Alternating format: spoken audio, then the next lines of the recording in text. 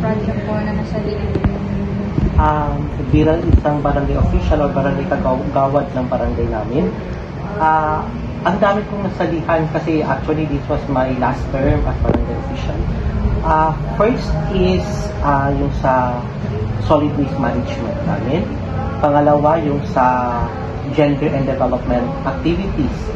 Tulad ng mga sa solo parent activities for the buntis, which is under my committee. At ang pangatlo po ay yung sa infrastructure development. Pero pwede po mag-identify po kayo ng isang issue or concern that is being addressed by the initiative in your community? Okay. Actually, kung titignan natin sa community, no, ang daming problema na nilalapit ang ating barangay. First is yung sa yung mga problema ng family, about family, disputes, o yung mga away. Pangalawa is yung sa solid waste talaga, yung pinaka-problema. Actually, hindi lang siya problema ng aming barangay, kundi buong Cotabato City, actually, problema natin yung sa nating basura. What was done to address this issue or concern?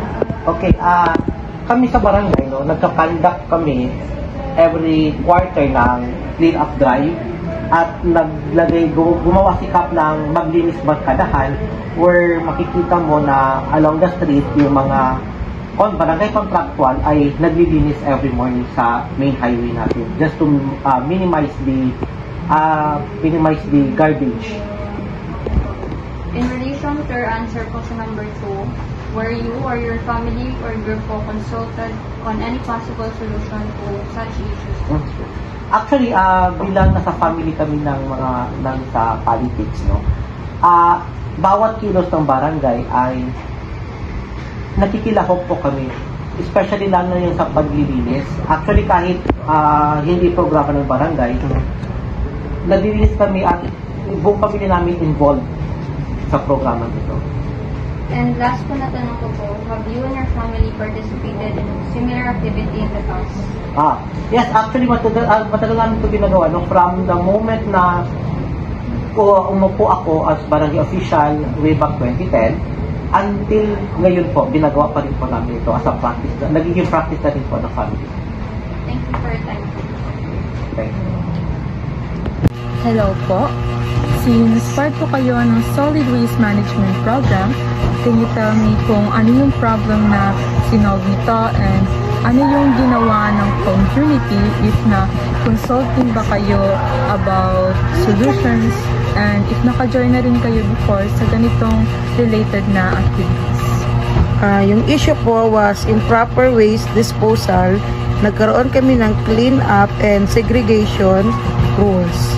Oo, kinausap kami for suggestions and yes, sumali na rin kami. That is a similar clean up and efforts. Okay, and that's all. Thank you. Good day everyone. I am Maite Hana Pasawilan and I am here with Mrs. Baita. Yes, good morning. Ma'am, I have few questions for you. Number 1, can you identify the issue or concern being addressed by the initiative in your community? Here in our school, the main problem or concern here is the area of where we are going to throw our segregated garbage in our school. So that is the issue. Number 2, what was done to address this issue or concern? We, together with the principal, with the stakeholders, we conducted a meeting in order to plan what we are going to do. Question number 3, in relation to your answer in question number 2, were you or your family or group consult on any possible solutions to such issues? Yes. After having a meeting with the stakeholders, together with the principals and other teachers, we plan to to make a compost. So there is one parent, there are landowner outside the school donated a small portion of his lot outside the school. So we made a compost in order to throw the biodegradable garbage there. So number 4, have you and your family participated in a similar activity in the past? Yes. Can you identify the issue or concern being addressed by the initiative in the community? The initiative addresses the issue of dirty and unorganized classrooms and the general need for school repairs.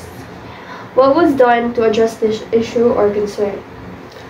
The organization was organized. Students and teachers came together to clean classrooms, repaint walls, and repair broken furniture.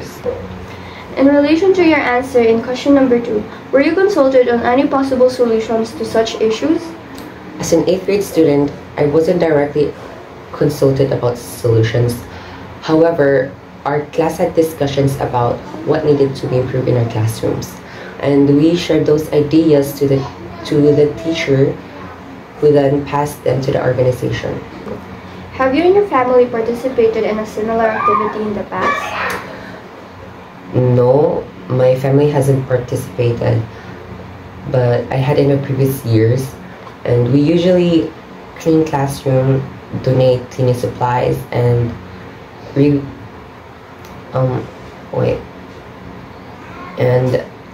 repaint the walls.